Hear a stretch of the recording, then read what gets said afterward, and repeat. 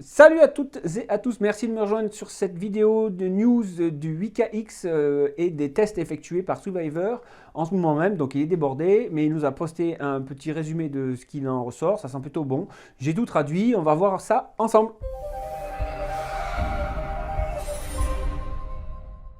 Et les gars, je veux juste vous informer brièvement sur le progrès actuel et le rapport des tests des derniers échantillons des 8KX. En attendant, il prépare 99 choses pour les CES. Et peut-être qu'il fera une vidéo ce week-end, mais bon, il aura sûrement pas le temps. Il promet rien.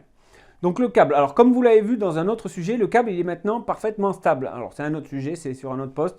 C'est un tout nouveau câble uniquement conçu pour le 8KX. Il ne nécessite aucune alimentation externe car il utilise une connexion USB supplémentaire pour plus de puissance.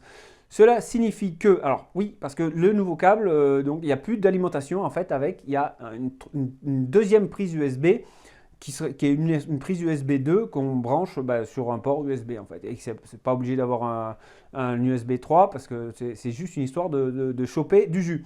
Donc le câble, c'est un câble DisplayPort, un câble USB 3 pour les données et l'alimentation et un câble USB 2 pour l'alimentation supplémentaire. Le câble, il mesure. Alors, le câble, il fait 5 mètres de long, il peut être remplacé, bien sûr. Alors, il est fabriqué en usine, hein, ce coup-ci, c'est pas du fait main. Et ça utilise le même connecteur que l'ancien câble. Mais il doit être utilisé uniquement sur le 8KX. Bon, je ne vois pas pourquoi on ne pourrait pas l'utiliser sur le 8K+, peut-être qu'on en saura plus tard.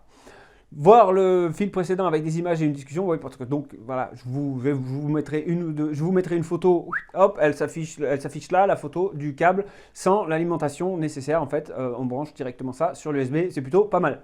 Alors sur les modèles qu'il a, il n'a pas le caoutchouc qui recouvre le boîtier. Donc je n'ai pas le boîtier caoutchouc ici sur mes échantillons, mais tous les 8KX et 8K+, auront le nouveau boîtier RE, donc Rugged Z Edition. Donc caoutchouté bleu. Parce que dessus, en fait, et donc il y aura également au CES, les échantillons ont le même plastique, le même boîtier en plastique, mais sans la couche de caoutchouc, parce que il y a une petite couche en caoutchouc dessus qui renforce le. Mais le plastique est quand même dur. Le plastique du boîtier, qui sera utilisé pour tous les 8KX et 8K+, sous la couche de caoutchouc, est une amélioration par rapport à l'ancien noir. Même le plastique noir des nouvelles versions sur 5K+. Donc c'est les nouvelles versions du 5K+, et même si elles n'auront pas le noir, le bleu, pardon, elles auront quand même le plastique renforcé. Alors le firmware, les firmware, alors ils testent toujours des nouveaux firmware qui ont différentes valeurs de luminosité des panneaux et d'autres paramètres tels que des différentes résolutions de base. La plupart d'entre elles sont super stables avec la dernière version et la dernière version de SteamVR, j'ai oublié SteamVR, et les dernières versions de Pitool. Alors en ce qui concerne la caractéristique de Pitool, en mode upscalé, donc ça fonctionne comme un 8K+, sélectionnable dans Pitool et ça prend 3 à 5 secondes pour basculer d'un mode à l'autre. Bon forcément, clic clic clic, ça change. Taux de rafraîchissement en 75 Hz, alors c'est stable en mode natif. En 90 Hz, c'est stable aussi, 90 Hz, stable en mode upscalé. Ça peut être ajusté pour le diminuer. Alors ça, j'ai traduit ce qu'il avait dit. Hein, bon. Le suivi de SteamVR, bon, pas de problème, c'est stable. Le Smart Smoothing, alors ça fonctionne comme sur 5K+, hein, FPS, VR, il donne 37 FPS. Alors il ne sait pas comment ça se fait, parce que 75 Hz, ça ne fait pas un nombre pair, donc forcément, quand on coupe ça en deux. Mais évidemment, ça marche bien comme sur le 5K+. Il n'a pas de saccade lorsque la fréquence est maintenue stable, c'est-à-dire qu'il n'y a pas de stuttering. Et le Smart Smoothing, c'est loin d'être parfait, bien sûr, et ça présente quelques artefacts, mais c'est pareil que sur le 5K+, le XR ou le 8K, pour ceux qui sont déjà possesseurs de Pimax et qui utilisent le Smart Smoothing. Donc pour le rendu du Fixed Foveated Rendering, hein, donc c'est-à-dire l'image un peu moins calculée sur les côtés, mais surtout au milieu, ça fonctionne très bien dans les jeux comme Skyrim et ça aide à avoir de bons FPS. Hein. La résolution est inférieure sur les périphériques de la vision. Et utiliser le FFR équilibré, c'est pas aussi gênant que sur le 5K+. C'est probablement à cause de la résolution du panneau plus élevée ou de la résolution globale, mais dans l'histoire, en fait, ce qui est moins calculé sur les bords, ça reste quand même plus joli que... après, c'est un peu logique. Hein. Ce qui est moins calculé sur les bords, ça reste quand même joli parce que ça part de quelque chose qui est plus propre à la base. En ce qui concerne... Il faut que j'arrête... Ok, j'arrêterai de... Je ne dois plus dire, dans cette vidéo, je ne dois plus dire en ce qui concerne. Pour les contrastes et la luminosité, ben, c'est réglable comme sur le 5K+, hein, ou sur le 8K. Bon, on n'est pas beaucoup à avoir les 8K, mais bon, vous êtes en majorité possesseur de 5K+. Les couleurs et les contrastes sont bons, ça sent un peu comme ça ressemble un peu comme au 5K+, et au 8K. Pas aussi froid que sur le 5K+, mais plutôt chaud comme le 8K. Donc plutôt un peu jaune, pas plutôt blanc. Moi, personnellement, je préfère les couleurs froides, mais bon. Et il préfère, lui, il utilise le contraste en +2 et la luminosité en -2 pour une image plus éclatante. Les noirs sont au même niveau que le 8K, il dirait peut-être un peu mieux. Alors peut-être un peu mieux, ce ne sera pas plus mal, parce que personnellement, le noir sur le 8K, moi des fois j'appelle pas ça noir. Bon. Non, j'ai failli le dire. Pour le champ de vision, bah, tout fonctionne comme prévu. La distorsion, elle est probablement améliorée dans une certaine mesure. C'est loin d'être parfait, mais c'est mieux que sur le 5K+, et sur le 8K. La résolution, alors les différents firmware qui testent ont différentes résolutions par défaut. Alors P-Tool, le rendering à 1.0 et SteamVR Super Sampling à 100%. Ça donne entre 3840 par 3160 et 4196 par 3160. Ça fait du lourd, hein, ça fait du gros quand même. Tout semble identique. La résolution verticale est environ 1,5 fois plus élevée que la résolution native, mais c'est nécessaire pour que le profil de distorsion soit correct. C'est-à-dire que vu que le casque, les panneaux pour s'adapter aux lentilles, pour que ça ait une image, donc on est obligé d'avoir une distorsion, hein, ça ne peut pas vous afficher des images plates, ça affiche en fait une image qui est tordue, mais pour ne pas perdre de résolution dans cette image tordue, on est obligé de mettre une résolution un peu plus élevée. Donc bon, rien de nouveau, hein, en fait, hein, c'est toujours le cas, c'est comme ça que ça se passe depuis le début.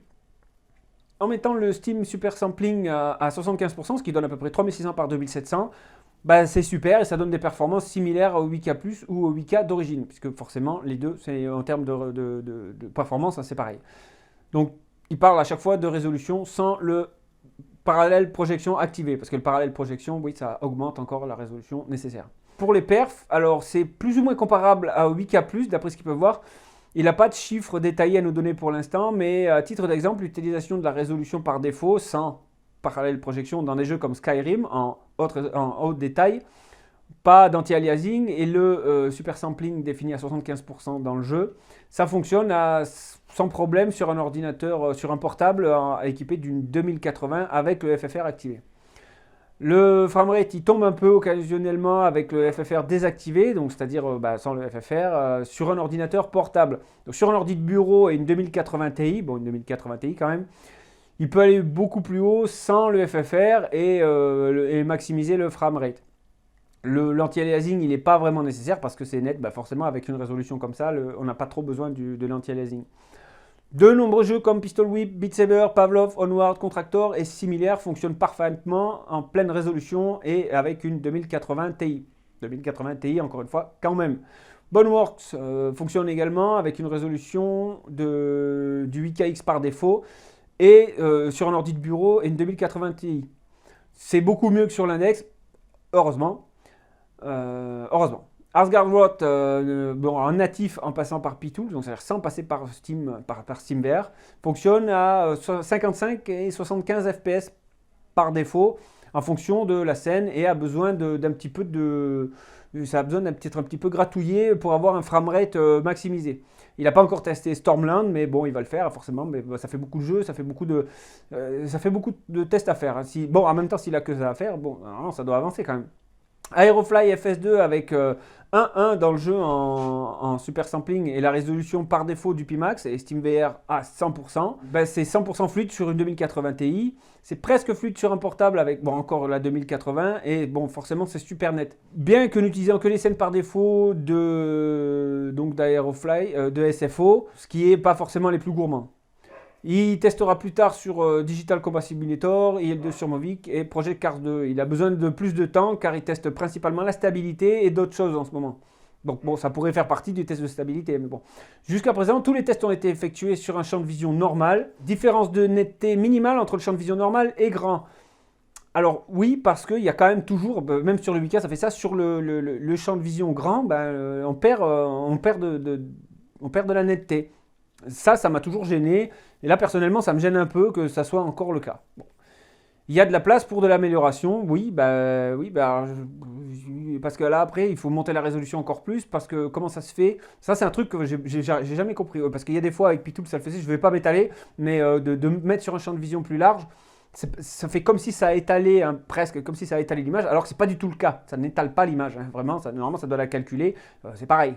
Donc bon, ça c'est un peu confus. Il a fini par mettre encore à jour après son post en disant qu'il n'avait pas pris en compte dans les exemples ci-dessus qu'il avait besoin de rendre que 75 fps pour être fluide sur le 8KX par rapport à 90 sur le 8K+.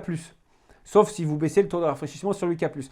Alors là-dessus, bon pareil, je ne veux pas m'étaler, mais il y a un truc quand même que je ne comprends pas. C'est-à-dire que même en ayant un framerate, enfin un taux de rafraîchissement à 90 Hz, si ça tombe à 80 Hz, ça ne va pas non plus saccader. Enfin, je veux dire, c'est un peu comme si sur un écran, à partir du moment où ça ne t'ouvre pas à 60 fps ou je ne sais pas combien, ben, moi là-dessus, je suis un peu mitigé là-dessus. Je ne m'étalerai pas. Alors, donc il dit que techniquement, le 8KX, il a plus facilement un framerate fluide, malgré une résolution supérieure au 8K+. Là, je reste dubitatif là-dessus. Vraiment, j'aimerais bien avoir les deux sous la main pour voir si vraiment faire tourner un 8K+ à 90 Hz, mais que le framerate tombe à... Ouais, alors j'imagine qu'il y a peut-être... il faut que ça reste constant. Alors, parce que si c'est constant, mettons un 80... Bon, affiché à 90 Hz, mais on a un framerate constant à 80 fps, ça devrait pas être dégueulasse non plus quand même. Mais parce que sur le 8K par exemple, c'est ce que ça fait, hein. Si on a, bon c'est un 80 Hz, mais si on a un framerate stable à 70 fps, ben, c'est stable et c'est pas dégueulasse non plus. C'est juste que ben, ça affiche pas tout. Donc dans l'ensemble, il a eu que des résultats positifs lors des tests, hein, donc c'est très très prometteur. Il nous demande d'être un petit peu patient, il répondra aux questions plus tard et il nous apportera encore plus de friandises à se mettre sous la dent. Voilà, c'était tout pour cette news sur le 8KX et sur son câble. Donc on peut retenir que le 8KX, bah, c'est bon, que le 8K+, il ne cherche pas vraiment pour l'instant à le vendre, parce qu'en fait il cherche quand même à vendre plus le 8KX. Je suis quand même étonné là-dessus. Enfin bon, en même temps, on peut dire que c'est pas étonnant qu'ils cherchent à vendre le 8KX, d'accord. Mais que le 8K+, qu'il soit plus compliqué à le faire tourner, non. Moi, j'ai demandé à ce qu'il m'envoie un 8K+, pour review. Bon, malheureusement, vu le peu de nombre d'abonnés, j'ai peu d'espoir qu'il l'envoie. Malgré que vous soyez quand même presque 400 à me suivre, et je vous remercie encore de me suivre. Je vous remercie pour les likes sur les dernières vidéos. Ça fait vraiment plaisir, je vois que c'est suivi, je vois que ça vous intéresse, donc c'est pour ça que je vous en remets une là. Une vidéo de nouvelles pour vous tenir au courant de ce qui se fait, parce que tout le monde ne va pas sur les forums Pitool et encore, de Pimax, et encore ceux qui y vont, il faut pouvoir parler anglais. Donc ce qui n'est pas le cas de tout le monde. Je vous remercie d'avoir regardé cette vidéo jusqu'au bout, j'espère que ça vous a plu. Si c'est le cas, merci d'y mettre un petit pouce vers le haut. Pensez à vous abonner pour ne pas manquer les prochaines vidéos, et éventuellement même la cloche pour ne pas manquer tout ce qui va sortir en ce qui concerne les news, les tips, les tests, etc. etc. Il y a plein de trucs à faire, il y a plein de trucs à dire. En ce qui concerne l'expédition... Ah, je l'ai dit, j'ai perdu. Pour l'expédition des casques, on n'a pas de nouvelles encore pour l'instant. A priori, il a quand même laissé entendre, je ne sais plus dans quel poste, que les casques, les 8KX, ils allaient être envoyés plus tôt que prévu. Alors, ce qu'il y a, c'est que plus tôt que prévu chez Pimax, c'est un peu, on ne sait pas trop quoi en fait. C'est-à-dire, c'est compliqué. Je vous remercie, je vous souhaite une bonne VR, passez de très bonnes fêtes. C'était Ludix, ciao.